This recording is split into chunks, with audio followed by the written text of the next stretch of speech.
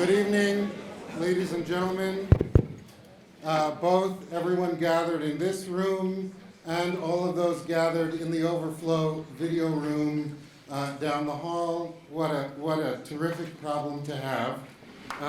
Welcome to all of you.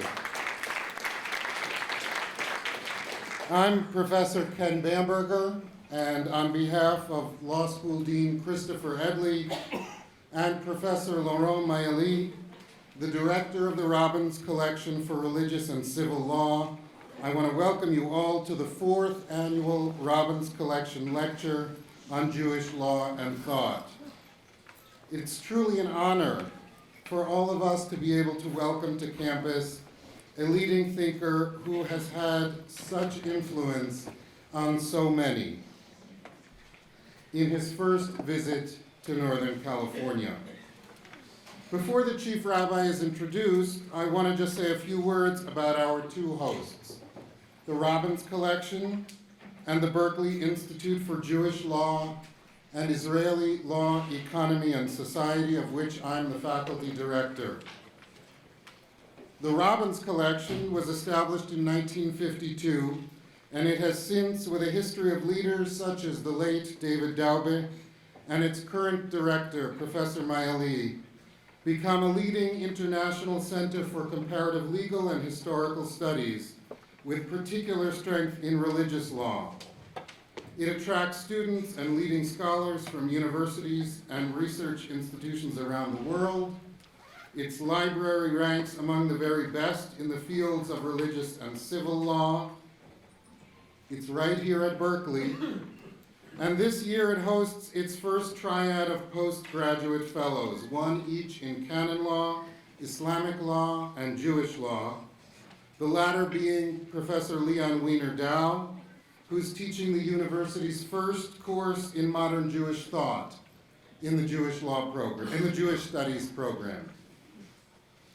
The Berkeley Institute is an interdisciplinary cross-campus initiative to expand Jewish and Israel studies offerings at UC Berkeley.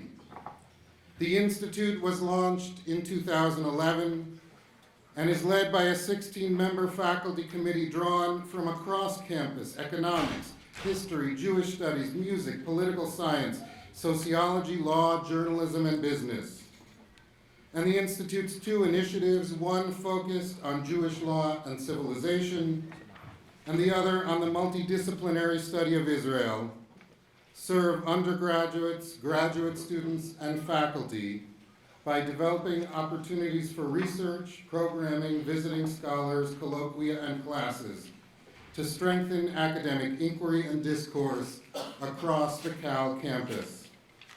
Programs like this one are just the surface of our vibrant, developing community, and I urge you to visit our website. Just Google Berkeley Institute and Jewish or Berkeley Institute and Israeli to learn about the full panoply of ways you can be involved and become a supporter of our efforts. Now, to introduce the Chief Rabbi, it's my pleasure to turn the mic over to UC Berkeley's Executive Vice Chancellor and Provost, George Breslauer.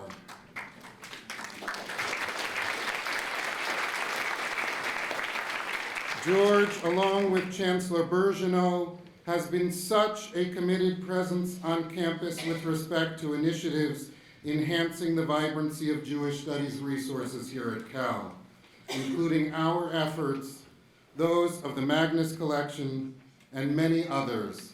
So, with great thanks, I introduce Executive Vice Chancellor and Provost Breslauer.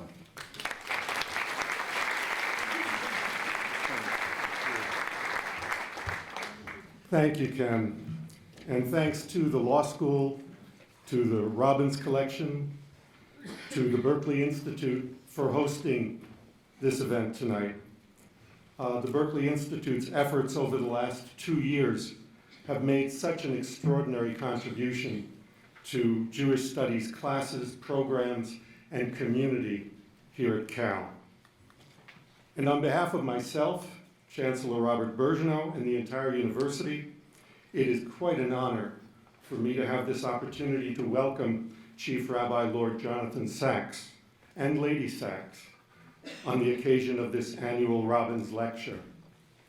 Let me say a few words about Rabbi Sacks's background, his intellectual contribution, and then on a personal note speak about why it's such a personal thrill for me to be up here introducing Rabbi Sacks. As far as his background is concerned, since 1991, Rabbi Sacks has served as the 6th Chief Rabbi of the United Hebrew Congregations of the British Commonwealth, the Federation of Synagogues formally recognized by the British government since 1845. He is also visiting professor of theology at King's College London. Rabbi Sacks attended Gonville and Caius College, Cambridge, receiving honors in philosophy, and continued his studies at New College, Oxford, and King's College London, where he earned his doctorate in 1981. The same year, he received rabbinical ordination at Jews College and at Yeshiva Etz Chaim, both in London. Before taking the post of Chief Rabbi, Rabbi Sacks served as rabbi for the Golders Green and Marble Arch synagogues in London, and was also principal of Jews College, the world's oldest rabbinical seminary. Now let me say a word about his intellectual contributions. The Times of London put it succinctly and accurately when it recently described Rabbi Sacks as one of the most engaging thinkers of our time. He is an extremely prolific writer and thinker, having written 24 books, his most recent being The Great Partnership, God, Science, and the Search for Meaning, which came out in the year 2011. His work has been characterized by leadership in a number of important areas. One, an engagement with sacred thought that transcends both religious and sectarian boundaries. Two, a focus on the ways in which fundamental contributions of the Jewish tradition provide essential complements to the accomplishments of modernity. And third, an emphasis on the centrality of the core values of the intertwined Jewish legal and ethical inheritance. Rabbi Sacks has received 14 honorary doctorates, including a doctorate of divinity conferred by the Archbishop of Canterbury, a 2005 knighthood conferred by the Queen of England, an invitation to join the House of Lords in 2009, and 2 National Jewish Book Awards in the United States. In the words of former British Prime Minister Gordon Brown, Rabbi Sacks, quote, has done more than anyone in Britain today to focus our attention on the needs and challenges of community in the global world. And now finally, on a personal note, late in the year 2004, I was flying back from Europe, and I wandered into a bookstore in Paris looking for something to read on the airplane. And I came across this book called The Dignity of Difference.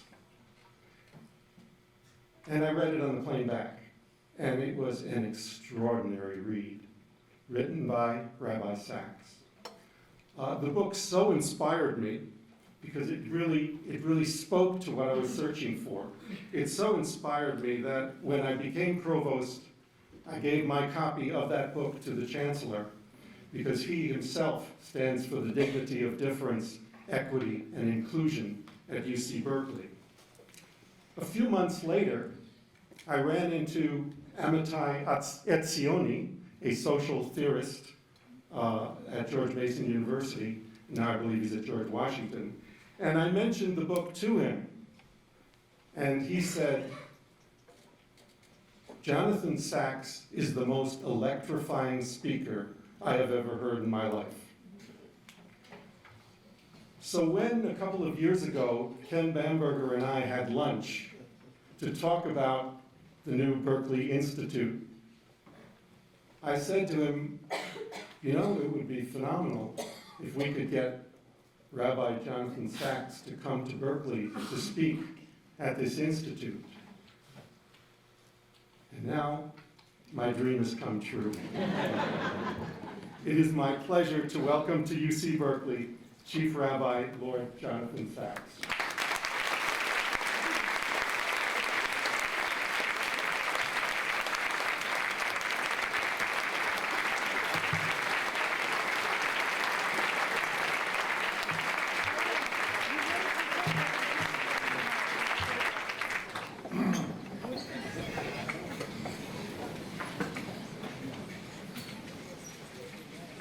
Vice-Chancellor, friends, what do you say after that? I think everything's going to be an anticlimax, especially suffering from acute jet lag as I am, and I feel very, very much like the English gentleman who once dreamt he was giving a speech in the House of Lords and woke up to discover he was.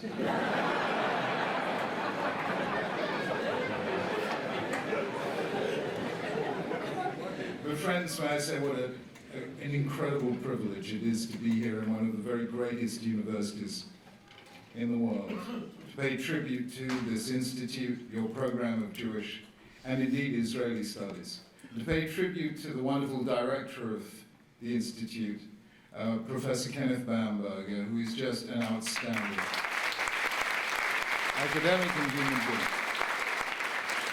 I want to thank George himself, Executive Vice-Chancellor George Breslau, and indeed Chancellor Robert Bergenau and Law School Dean Chris Edley for the incredible support they've given to the development of Jewish studies here on the campus.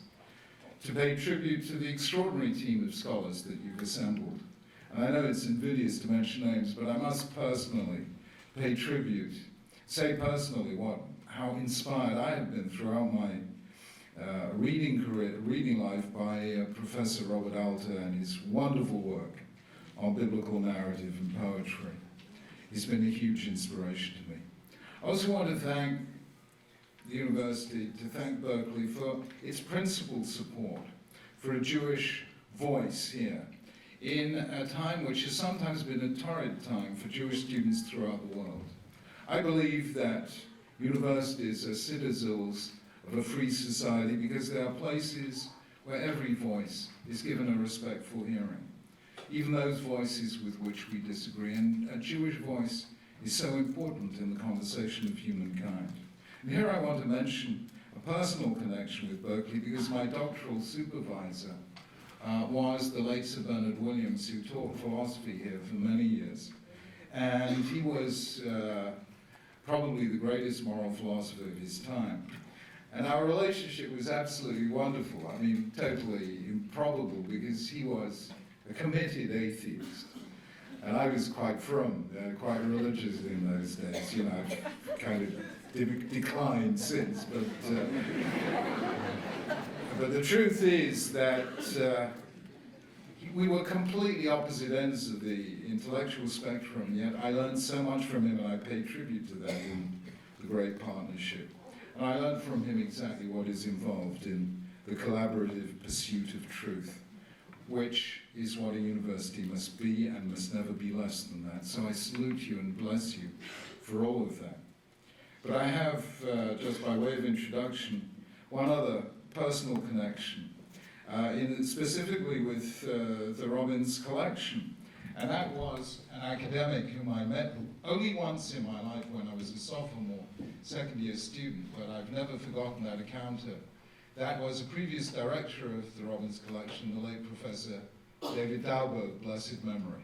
David Dauber was one of the world's great scholars in three separate fields: Jewish biblical studies, New Testament studies, and of course his main subject, Roman law, where he was Regius Professor at Oxford University.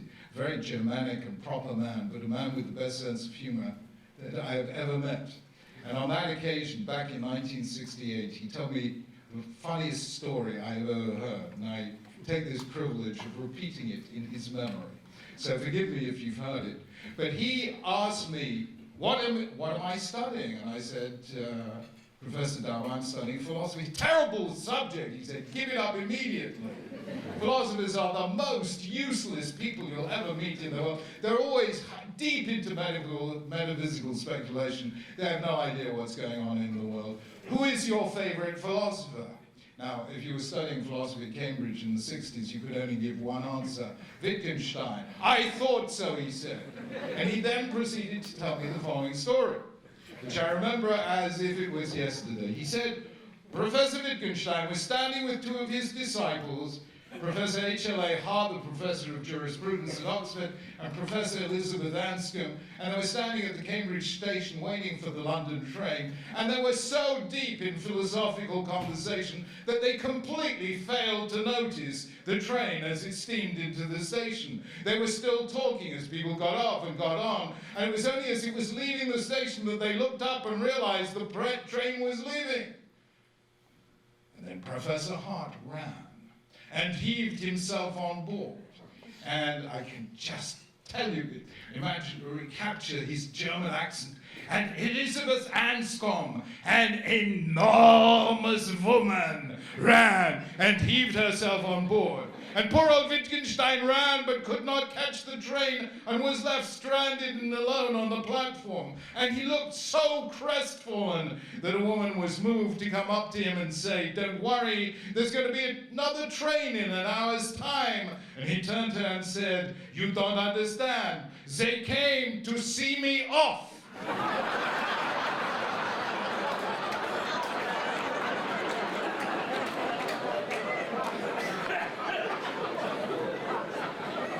What a professor of Roman law wants to be. Friends, I've been asked to say a few words this evening about the future of Judaism, and in fact, I'm going to be slightly unconventional. I am not going to do the conventional thing and tell you what I think will happen to Judaism and the Jewish people in the 21st century. I wrote a book on that called Future Tense. Read the book.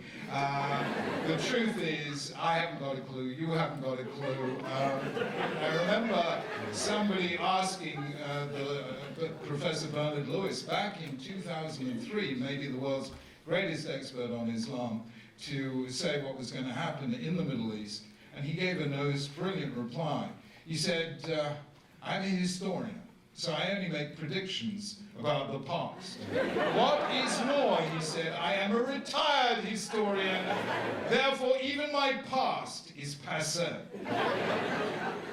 And so therefore I want to ask actually a fundamental and very serious question that goes to the heart of this institute and to Jewish studies here in Berkeley and in campuses generally, namely, why Judaism? What does it have to say? Not just to Jews, but to the world. And not just then, in ancient times, but now. After all, people like Richard Dawkins, Daniel Dennett, and others ask whether God and religion, in any form, have a continuing and relevant place in our culture. So what then could be the conceivable influence of Judaism, which is not only a religion, but is also so tiny a religion that, as Milton, the late Milton Himmelfarb once said, think about it, the sum total of population of Jews in the world is smaller than the statistical error in the Chinese census.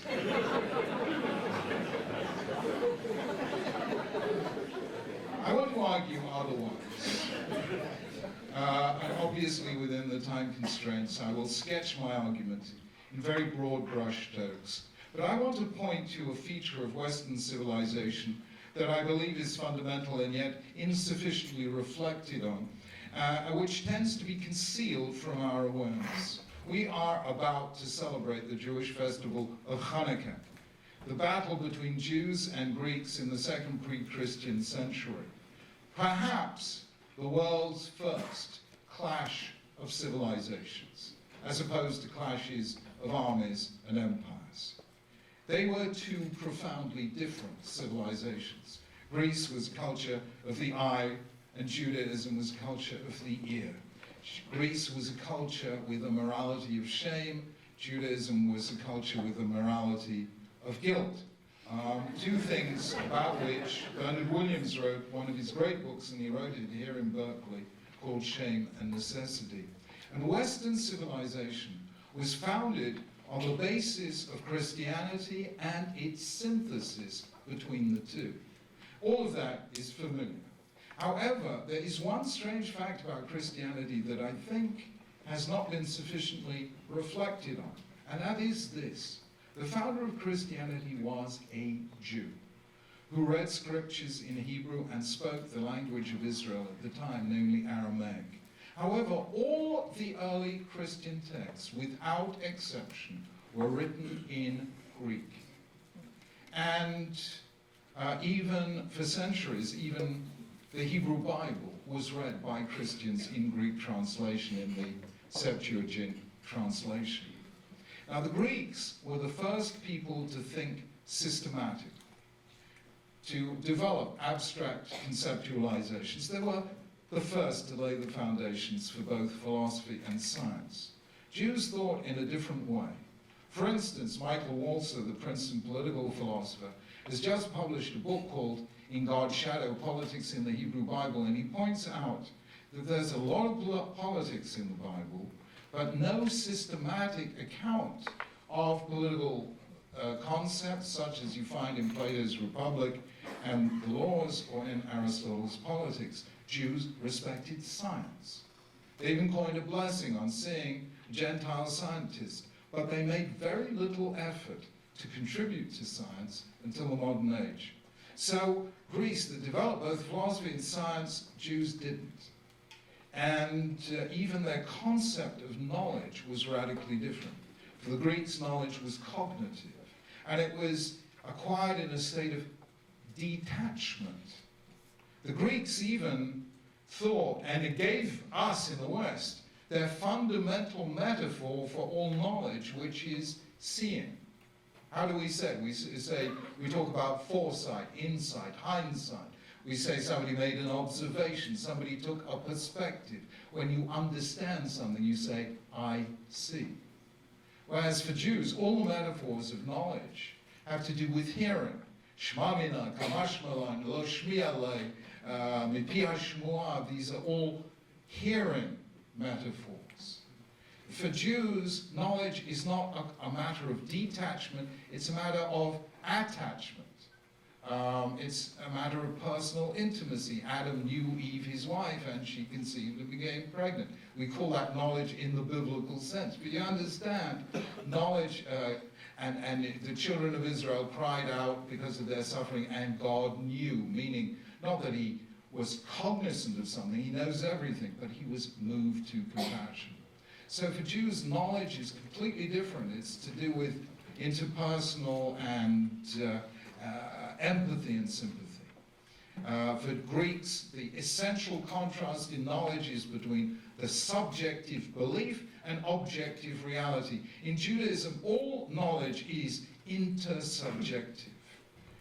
Truth in the Hebrew Bible is not scientific, it's not metaphysical, it's moral. When we talk about a God of truth, we mean the God who does what he says he is going to do. It is the moral attribute of keeping your word. And so, systematically, you have here, you have here different approaches to almost everything.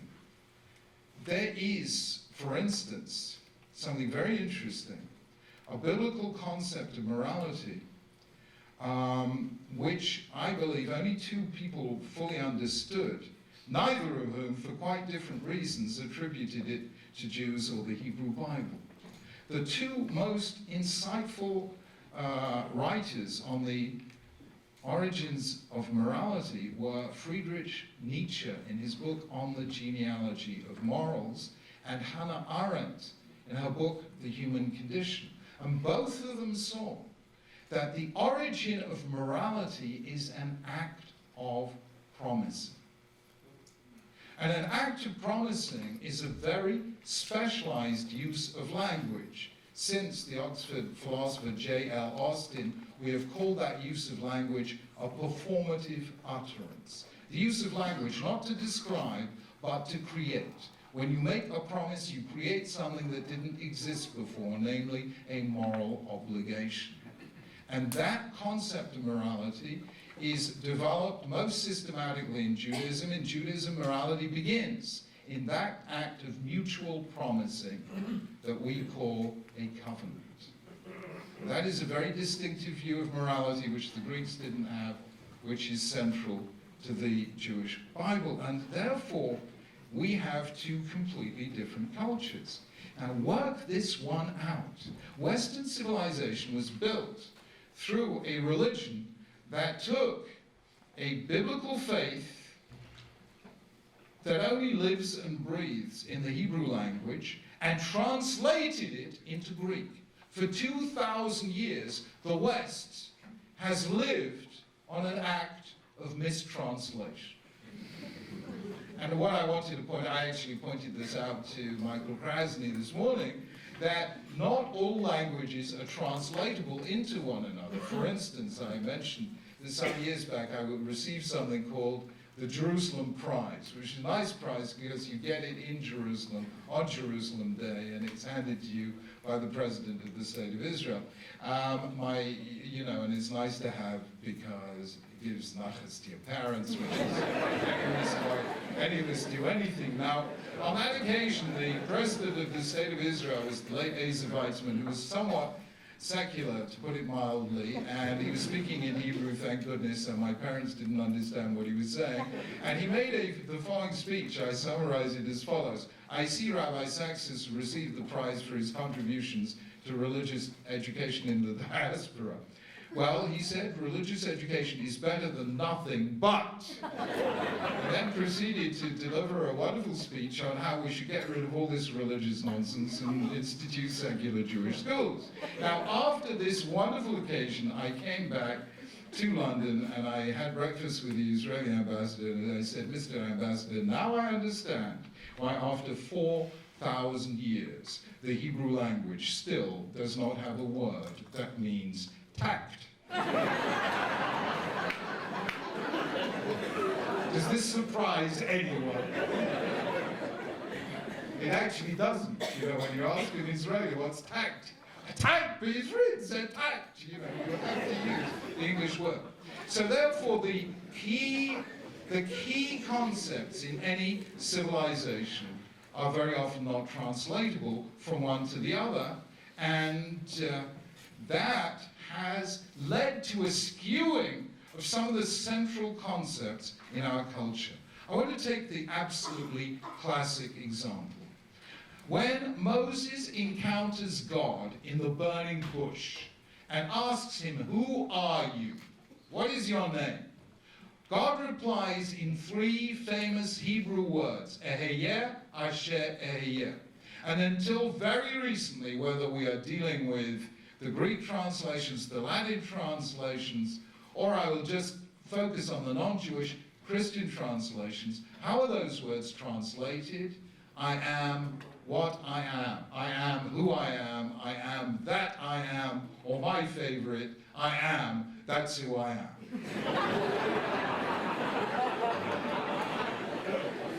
Now, any Jewish child who ever studied Hebrew knows that every single one of those is a mistranslation. Eheyeh, Asher Eheyeh means I will be what or how I will be. God's name is the future tense. Now, this is a misunderstanding of the most fundamental kind. What the Greek and Latin and English translations all implied, I am that I am, is that God is the ground of being, the first cause, the unmoved mover, the necessity at the heart of contingency, the being that is the object of all the famous proofs of Anselm and Aquinas, the cosmological proof, the teleological proof, the ontological proof. All of those flow from that one foundational mistranslation, all of which are light years away from the Hebrew Eheyeh, Asher Eheyeh, which roughly means, don't try and conceptualize me, don't try and categorize me, Don't try and predict me, because I, God, am a free agent. I am what I choose to be. Therefore, I cannot be inferred from any scientific inference or any logical proof. I am encountered not in the physical, not in the metaphysical, but in history. You will not know what I am until I'm there and until you are there. I am encountered in the dimension of time. And that tells us that for the Hebrew Bible, for Jews, God is not in nature, but the creator of nature. He's not in the universe, but beyond the universe. Therefore, he is radically free. He is beyond all those laws of necessity that govern nature. And hence, the great generative drama of the Hebrew Bible, which is that God, who is radically free, confers that radical freedom on us by creating us in his image. And the story of the Hebrew Bible, the story of civilization, as far as Jews are concerned, is how human beings use or misuse that freedom, which can be summed up in two sentences. God creates order, we create chaos. That is the Hebrew Bible in miniature. First Adam and Eve, then Cain and Abel, then the generation of the flood, then the builders of Babel. You know, there's the tell of the young man who's trying to learn Yiddish and can't think of the Yiddish word for disappointed. So he goes to his older Bubba, his old grandmother, and says, Bubba, you want to say in Yiddish, what would you say for I'm disappointed? And she says, well, in Yiddish you say, ich bin disappointed. So if you had asked God at the end of Genesis, you know, how do you feel about this man you created? He would say, bin ich disappointed. And there is, of course, only one way of reconciling human order with human freedom, and that is through law. But by this we mean moral law as opposed to scientific law. The word law means something different in those two phrases, in science and in jurisprudence. In science, you can refute a law. In morality, you can break a law, but those are two completely different things. Scientific law is descriptive, moral law is prescriptive, and you cannot infer one from the other.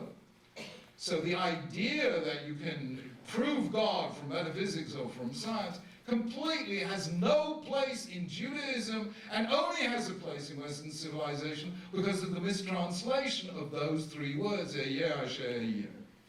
I want to stay with this point because it's absolutely fundamental.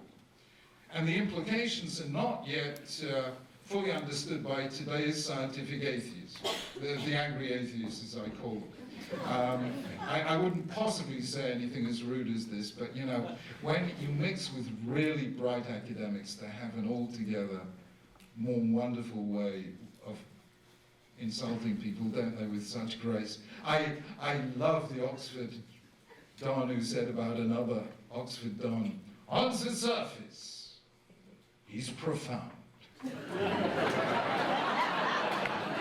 But deep down, he's superficial.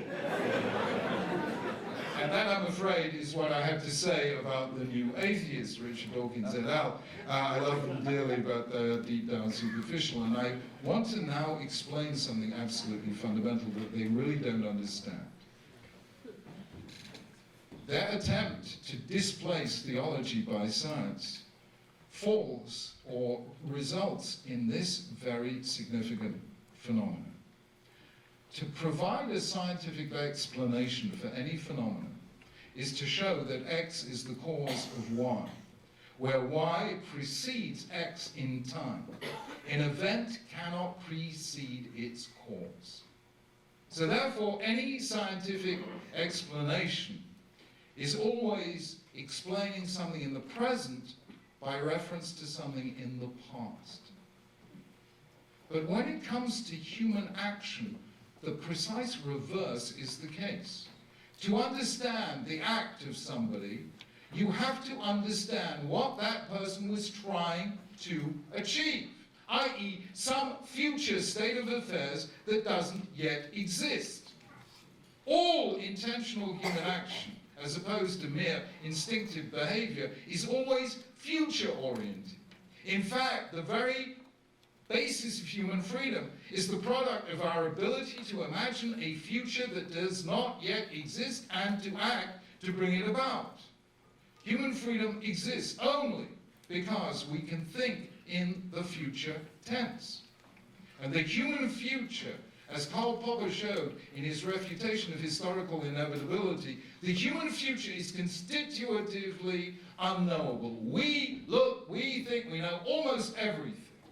We look out to the universe and we see cosmos 13.7 billion light years across, and with 100 billion galaxies, each of 100 billion stars. We look inside at the human body, and we know that every human body, there are 100 trillion cells. Within each cell there's the double copy of the human genome, which contains 3.1 billion letters of genetic code, which if transcribed would produce a library of 5,000 volumes of 80,000 words each. And we think we know everything. The truth is, however much we know, there is still one undiscovered country left, and it is called the future. We may know everything else, but we cannot know what tomorrow will bring. Why is the future not just unknown, or not just, as Norman Rumsfeld used to say, an unknown unknown, but constitutively unknowable? Because we make it, and we are free. And that open future is, the future tense, is the sole basis of human freedom. In other words, we are constitutive. I mean, Sartre said we are the people whose existence precedes our essence, but the Bible tells us what human freedom is. It is the ability to say, Ehyeh asher ehyeh. I will be what I choose to be, because I am free, because I am made in the image of the free God who so defined himself. Now, the Hebrew Bible does not take freedom for granted. You have to work to achieve that freedom. Again, as I mentioned this morning, Jews make pretty good heretics. You know the word apikaris. We're pretty good at heretics.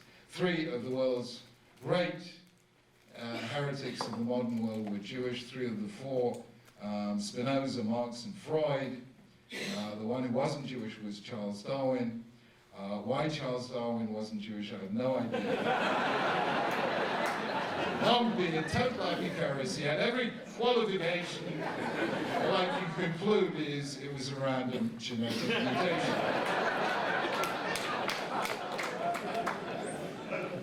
However, the 3 Jewish apikaris all had in common that they were determinists. They denied human freedom. Spinoza said, we are all determined by the conatus, the will to survive.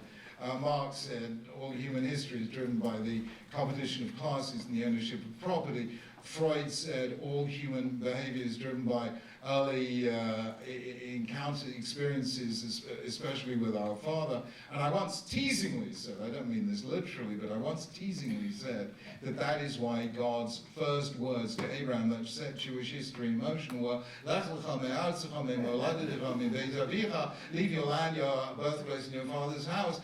Marx said, human history is determined by the ownership of land, leave your land. Spinoza said it's determined by genetically encoded instincts of birth, leave the place of your birth. Freud said it's determined by your relationship with your father, leave your father's house. In other words, get yourself free, in the immortal words of Paul Simon. Anyway, so we have to work at freedom, but we are capable of that freedom by working at it. And that is therefore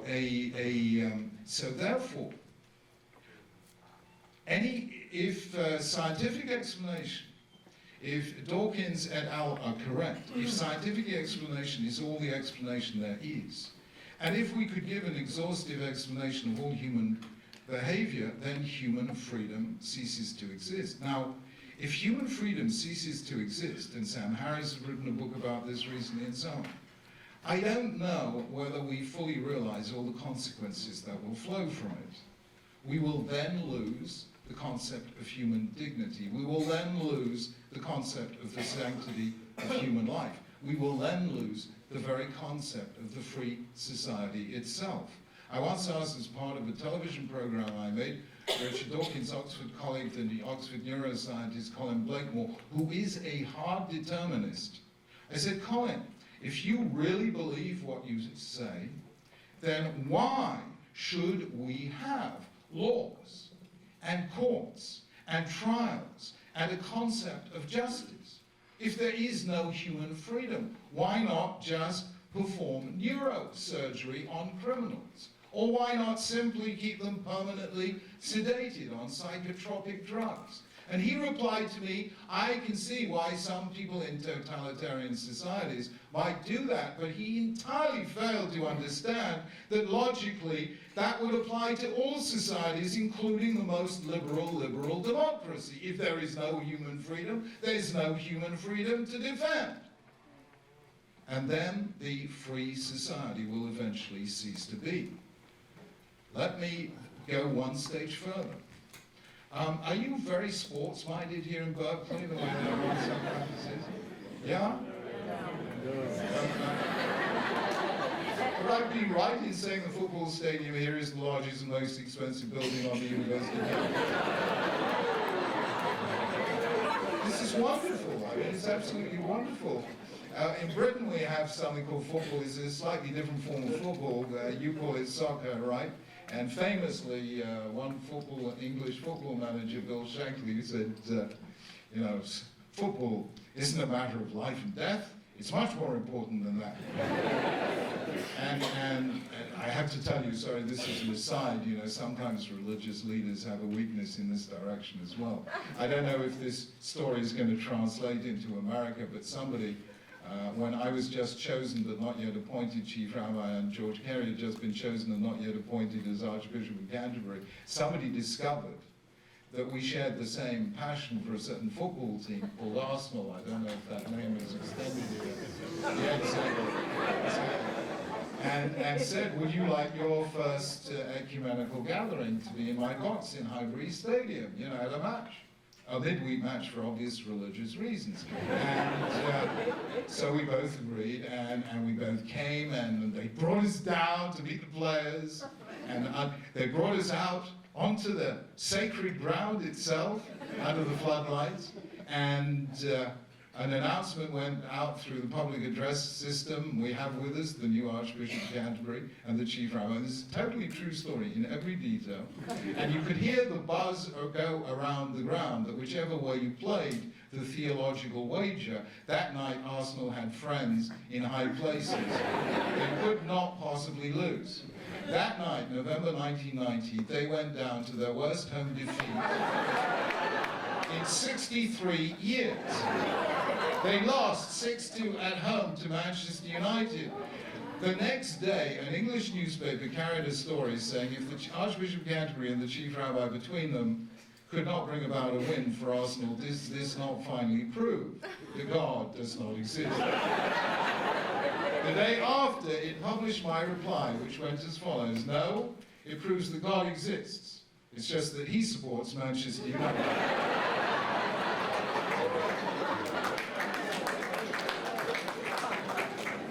That aside, let me get back to the point. Imagine you are trying to explain to the proverbial anthropologist from Mars who has descended to Earth at Berkeley and wants to understand how come people feel so passionate about football. I want you to do this thought experiment to explain to this Martian why people are so passionate about football. You explain to him all the rules of the game. Will that explain it? Of course not. He'll understand the game, the rules and the game, but he won't understand why they get so passionate. And for that, you have to teach him a little bit of sociology and anthropology, get him to read Huitziger's Homo Ludens and all the rest of it. In other words, I want you to listen carefully to this sentence: the meaning of the system lies outside the system. A point made by Wittgenstein. Now, listen carefully. If the meaning of the system lies outside the system, then the meaning of the universe lies outside the universe. And if that is so, we are able now to see the birth of Abrahamic monotheism in a completely new light. It is not that Abraham did this mathematical reduction from many gods to one.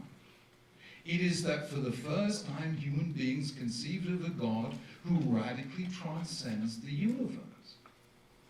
And thus for the first time to believe that the universe and life itself has meaning. And that is the revolution of Abrahamic monotheism. And I can give you the simplest statement I know of the meaning of the universe, shared by Jews and Christians, that God created the universe in love and forgiveness, asking us to love and forgive others. And on this proposition, although none of them was, or two of them were not religious believers, on this proposition, Freud, Einstein, and Wittgenstein all concurred. I quote them all in The Great Partnership. The meaningfulness of life stands or falls with the truth or falsity of religion. Now, most ancient religions, most polytheistic religions, and most of today's atheists saw and see human life as a matter of a fate that is at best indifferent and at worst actively hostile to humanity. And that insight, the ultimate meaninglessness of life, formed the basis of one of the greatest contributions of the ancient Greeks to Western civilization, the concept of tragedy. And that is the strand that connects Nietzsche and Freud and Bernard Williams, indeed, in that Berkeley book of his called Shame and Necessity, that life is essentially tragic. And I define Judaism and the Hebrew Bible as the principled defeat of tragedy in the name of hope. And Jewish hope is not mere wishful thinking. It is based on the fact that first, we are free, and therefore not condemned endlessly to repeat the past. Two, we can forgive and be forgiven, therefore not endlessly trapped in the guilt of the past. Three, the faith that we are not alone, that God is with us, lifting us when we fall, forgiving us when we fail. Do not confuse hope with optimism. They are completely different things. Optimism is the belief that things will get better. Hope is the belief that together we can make things better. Optimism is a passive virtue. Hope is an active one. It takes no courage, only a certain kind of naivety to be an optimist. It takes a great deal of courage to have hope. No Jew, knowing our history, can be an optimist. But no Jew who has faith can ever lose hope. Od lo avda tikvatenu. We never lose hope. What I am trying to tell you is hope is not a free-floating concept. It is born and lives and has its being in the love of God for us, his children. We can now, therefore, see what is at stake, at least for the West, in the 21st century. I began by saying that Western civilization was born in a unique synthesis between ancient Greece and ancient Israel. That synthesis, that was Christianity. Christianity created Western civilization. It was born in the unique synthesis of ancient Greece and ancient Israel. What I think no one has fully understood is that Darwinian natural selection did not refute religion. It refuted Aristotelian science, and therefore any religion that was predicated on Aristotelian science. Aristotle believed that in teleological causes, that purposes are discernible in nature. And natural theology in Christianity is built on Aristotelian science. And Darwin says you can have order without that being an order created by purposes conceived in advance. That creates a crisis for the Greek dimension of Christian theology. It presents no crisis whatsoever for the Jewish dimension of Christian theology that was formed on the basis of the Jewish ethic of love and forgiveness, not on nature, law, Anselm, Aquinas, or proofs, scientific or metaphysical whatsoever. Rather, Judaism, that faith in divine love and forgiveness, is based on that consciousness of self and other, from which flow empathy, sympathy, the revelation of self to self through language, and from that those to the moral bond, the mutual covenant, through which two or more persons, each respecting the freedom and dignity of the other, pledge themselves in love and loyalty to one another to achieve together what neither of them can achieve alone, the ultimate being the covenant God makes with us, humanity. And that covenant is the basis of freedom, human dignity, the meaningfulness of life, and hope. If we lose the Jewish voice, whether because Jews cease to be Jews, or because we lose the Jewish dimension of Christianity, then in the future we will begin to lose the distinctive Western sense of human freedom and dignity and hope. We will lose a morality of justice, moral responsibility, guilt, and repentance. We will lose the Jewish ethic of will and choice, and move to a Greek ethic, a tragic ethic of character and fate. We will lose the idea of an overarching meaning of life, and we will lose the ecology of hope to be replaced by the idea of tragedy. And it was the honesty of Bernard Williams when he was here in Berkeley, and he writes in the closing pages of Shame and Necessity, these profoundly wise, though shocking words, although I can't remember them verbatim, he says that far from moving forward in the 21st century, we have moved to the point where we are closer than for 2,000 years or more to the world of the pre-Socratic Greeks. Now that is a possibility. We could move in that direction, to a tragically configured sense of life. But let us not fool ourselves that that would be no loss whatsoever. The real question is life a journey like that of Abraham and Sarah to the promised land, a land to an open future which we make in covenant with God? Or is it a journey like that of Oedipus to a noble but tragic fate already pronounced before he was born by the Delphic oracle, i.e., the inescapable iron hand of the past? I have argued that a synthesis that lasted 2,000 years between ancient Israel and Greece is breaking down. But we are left with the possibility that in Judaism is an actuality of seeing science and religion as two different things that don't necessarily need to coincide with one another. Science is what we need to understand objects. Religion is what we need to understand free subjects. Science takes things apart to see how they work. Religion puts things together to see what they mean.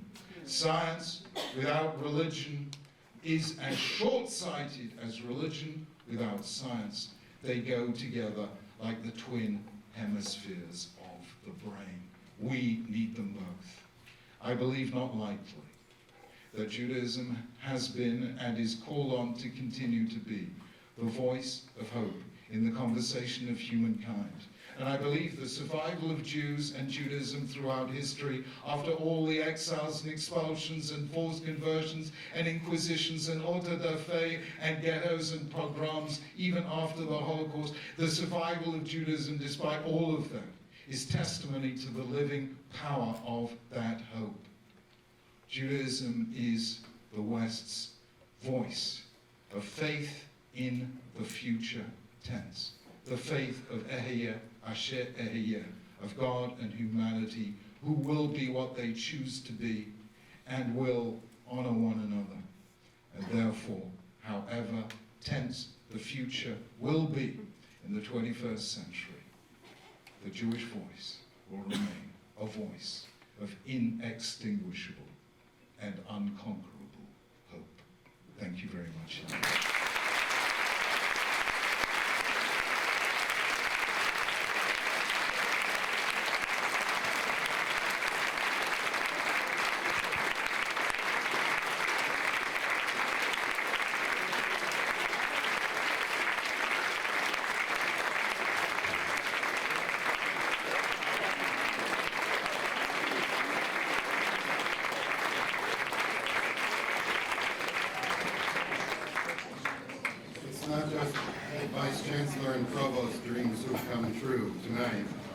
in this room. The Chief Rabbi has kindly agreed to take a number of questions from the floor, and there are some mics being passed around. If you have a question, maybe raise your hand, and we can call on you, or someone can bring you a microphone.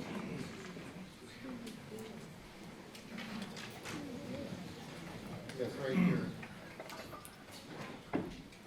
Rabbi, 6 years ago you wrote beautifully about the parsha that we're reading this week, and Jacob's fear and his distress over his about to reunite with his brother. And you used Rabbi's words to talk about the Jewish sense of morality and conflict, and you idealized moral conflict when one has to be a soldier, and moral conflict when one has to do something that they know is absolutely right to do, but they know it causes harm and hurt to others. That was 6 years ago. I'm wondering if you have any reflection on that in light of recent events. Can you repeat the question briefly? The question really is, can any Israeli, can any Jew feel anything other than a sense of tragedy in the light of events that have just taken place in Gaza? The truth is, you cannot be a Jew and not weep at such things. And at the end of the day, since I know these areas, Sderot, Ashkelon, Ashdod, let alone Tel Aviv, where I have two brothers working there and a niece living there, and I have, 4 nephews in Sahel at the moment. And I can tell you, they're pained by every moment of it. I want to say something here, which I hope will not be misunderstood. We are coming up to Hanukkah. And if you have a look at Maimonides' Laws of Hanukkah, chapter 4, the last 3 halachot, the last 3 laws, he says something absolutely extraordinary. He says, Ne mitzvat Hanukkah chaviva himod, the command of lighting candles on Hanukkah is very precious. Of course, the Jewish victory over the Seleucid Greeks of Antiochus IV in the 2nd century BCE. And therefore, even if you only have something to eat, because through charity, you should beg or borrow or sell your possessions in order to buy oil to light for Hanukkah lights. In the last 2 paragraphs later on, in the last law, in the laws of Hanukkah, he asked the following question. Now, this is a crazy question, but listen to it. Hanukkah lasts 8 days, so there's always a Shabbos in Hanukkah. So it comes Friday afternoon, and you only have 1 candle. What do you light it as, a Hanukkah candle or a Shabbos candle? You would have thought Hanukkah, because it only comes once a year, Shabbos comes every week, besides which Hanukkah commemorates a miracle and Shabbos doesn't. However, the law is you light it as a Shabbos candle, and listen to these words of Maimonides. I mean, ner beita mishum shalom beita. Why do the lights of Shabbos take priority? Because the Shabbos lights represent peace in the home. And these are his words, great is peace, for the terror was only given to make peace in the world. Now, I want you to reflect on this. Hanukkah was the greatest military victory in ancient Jewish history. It was the defeat of the Syrian branch of the Alexandrian Empire, and it was the only historical event associated with any Jewish festival in ancient times that is recorded in non-Jewish literature. There's no record of the Exodus in all the records we have from ancient Egypt, and they have copious text written in hieroglyphics on temple walls. There is no reference to the events of the Book of Esther, even though it says in the Book of Esther, is this not all written in the Chronicles of the Medes and Persians? So far, reading the Chronicles of the Medes and Persians, we haven't found it yet. However, all the ancient historians told the story of Hanukkah because it was a world-changing event. It was the beginning of the end of Greece and the beginning of Rome. It changed history. And here comes a culture and says, faced with a choice like this, the smallest fragment of peace takes precedence over the greatest victory in war. Now, when a people believes that in its very bones, it only fights to defend its citizens, and every act of fighting it does with tears, either visible or inward. And therefore, let us all pray that sense will prevail in the Middle East, and finally, there will be peace for all the inhabitants of the land.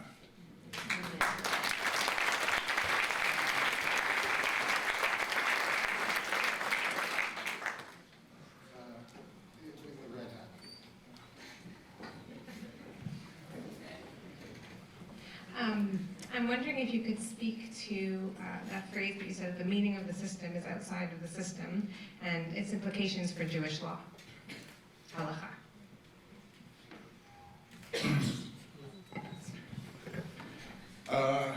I don't think we can have legal positivism in Jewish law. That is to say, you know, there was, it's not my subject, forgive me, but there was a law professor at Harvard called Robert Cover, is that his name? Yale. At Yale.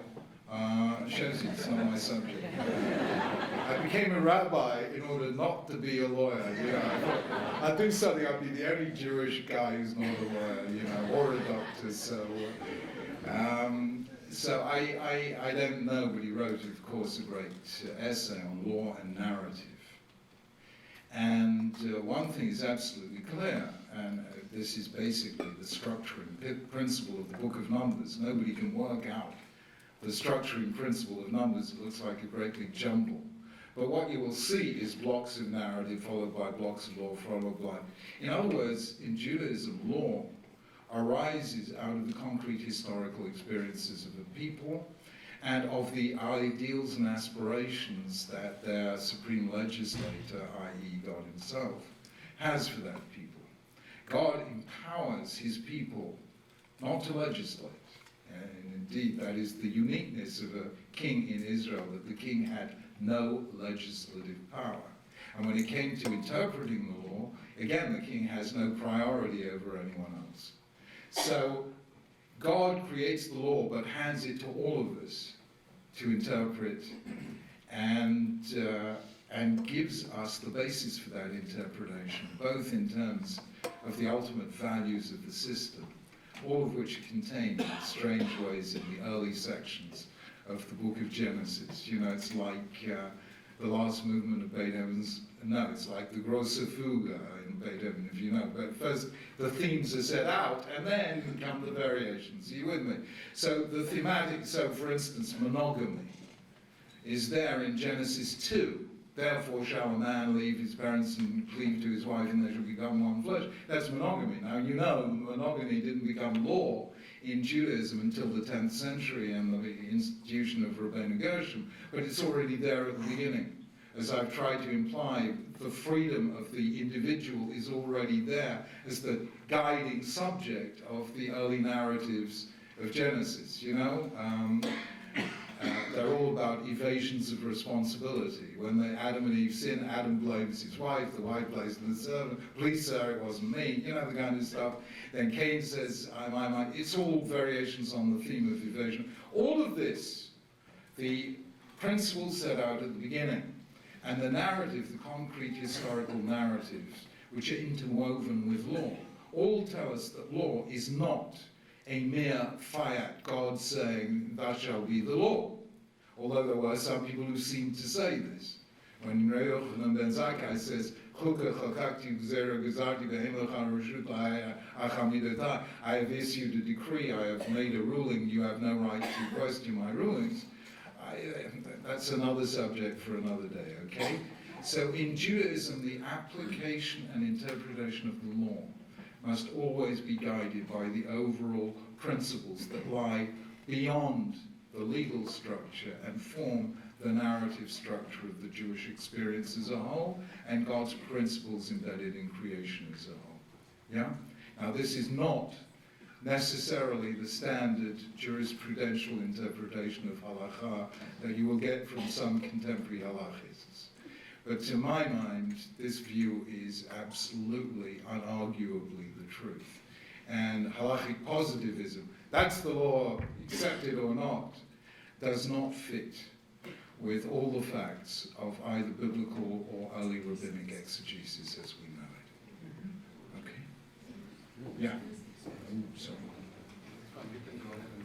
No, it's Yeah.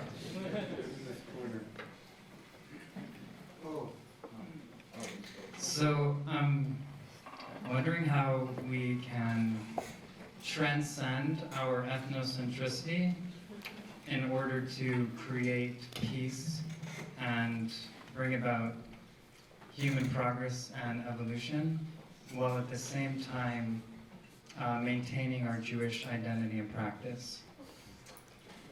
Oh gosh, guys,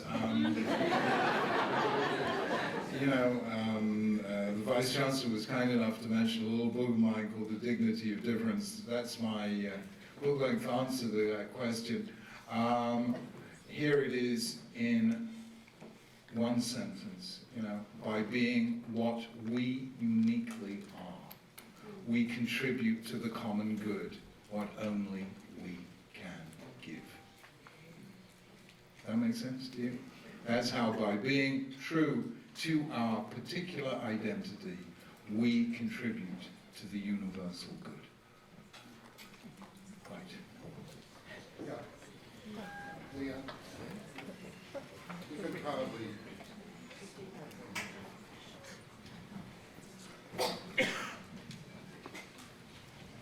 So in your vision tonight, you discussed scientific thought, which is past-oriented, and religion, which you view as future-oriented. And I want to ask about the omission, presumably intentional, of philosophy and philosophical thought. Do you view that as concomitant with scientific thought, or is there some special task that philosophical thought contributes?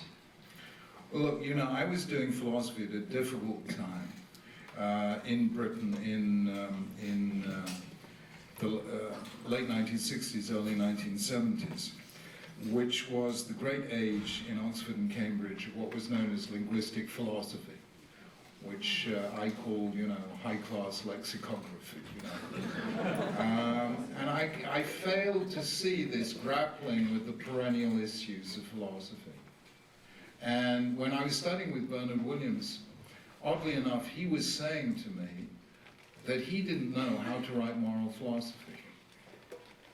The year we parted, he actually published his first book on the subject, a little book called Morality, and thereafter became one of the greatest moral philosophers of our time. But I abandoned philosophy at that time because I thought it was arid, it was superficial. Worse than that, it was Philistine. It had no sense of history, of the history of ideas. And it was almost accidentally by reading a book, I'm sure you must be familiar with it, published in 1981 by Alistair MacIntyre, called After Virtue. And that book, I just read it, I was transfixed by it, and it brought me back to philosophy. It did for moral philosophy what Isaiah Berlin did for political philosophy. It gave back to philosophy its richness, its history, its engagement with the ultimate problems that people face, but face in particular times and situations. And since then, the work of people like political philosophers, Michael Walzer, Michael Sandel, beloved friend Charles Taylor at McGill, and so on. His wonderful book on sources of the self in a secular age. These, to me, have given back philosophy its drama, its richness, and there's some absolutely magnificent work being done in philosophy at the moment. So there was a time when I felt that philosophy was just losing the plot. And actually, I think in some ways, philosophy is more challenged. Nobody I know has said this, but more challenged by the scientific atheists than religion is. because all sorts of things that used to be matters of philosophical speculation, especially in relation to the mind, for instance, which are now just being dealt with by neuroscience. And so philosophy has to, in the philosophy of mind, probably has to recover some thickness and depth there, because some of the best writing right now is being done by scientists like Steven Pinker and so on. Very interesting work. So, but certainly in moral and political philosophy, it has roared back from what had become a very arid period, and now I read it with great interest. And whenever I have a spare moment, I try and teach a little bit of it as well.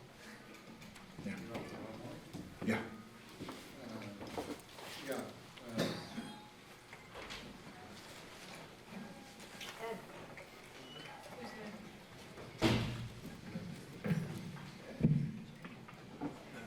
I'd like to get back to the title that was given for your address about the future of Judaism. It raised the question of what I'll call factionalism within Klal Yisrael. And I think factionalism in terms of the increased importance of denominationalism, Reform, Conservative, Orthodox, Modern Orthodox, and their English counterparts, liberal, Orthodox, whatever. And more broadly, in terms of Israeli society, where Dati, low Dati, and also how to deem. It seems to me that this is a problem that is likely to exacerbate, accelerate, rather than diminish. And what does this do? And what does this portend, if you will, for Jewish future?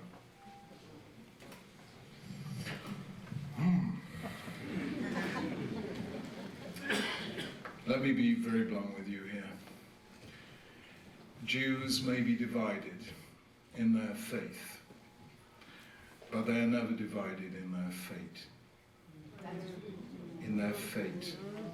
And therefore I believe we are bound by a Brit Goral, a covenant of fate, which affects all Jews, whether they're halachically this, or Orthodox that, or Reform that, or secular that.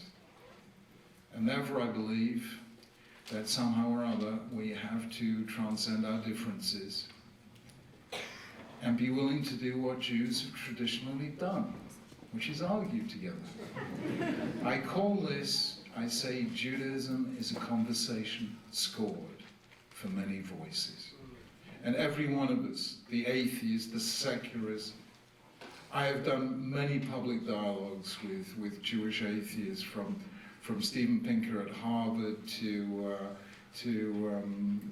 Howard Jacobson or Alain de Botton in London to Amos Oz in Israel. I love these people. I love these people.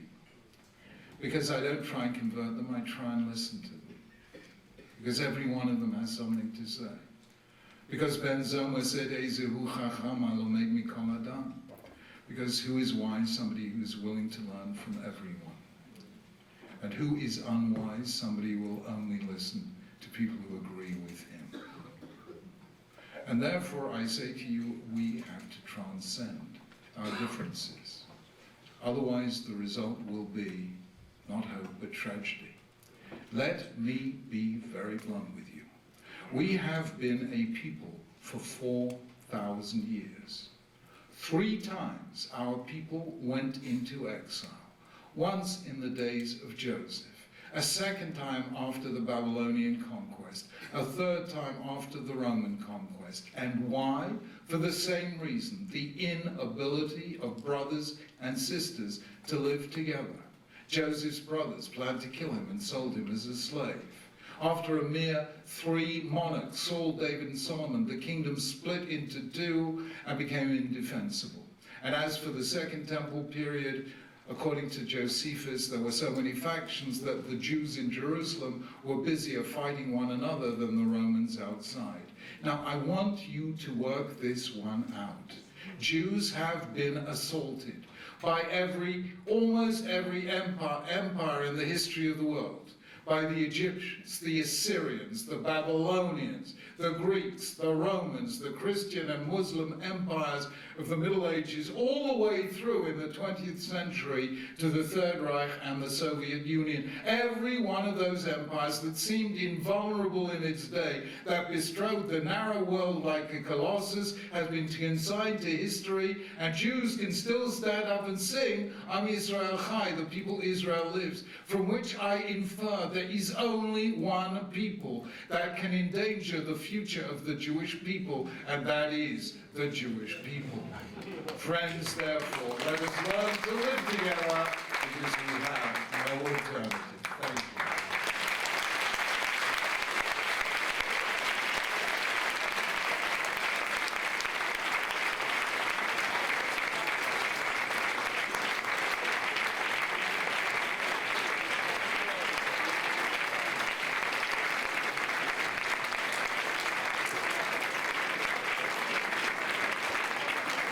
You can find the Chief Rabbi's videos on his website if you Google Chief Rabbi. To answer a number of questions, you can find his books at our local bookstore, Afikomen on Claremont. But mostly I want to say on behalf of the University of California, the Berkeley Institute, the Robbins Collection, every person here, we owe you a debt of gratitude and are so appreciative.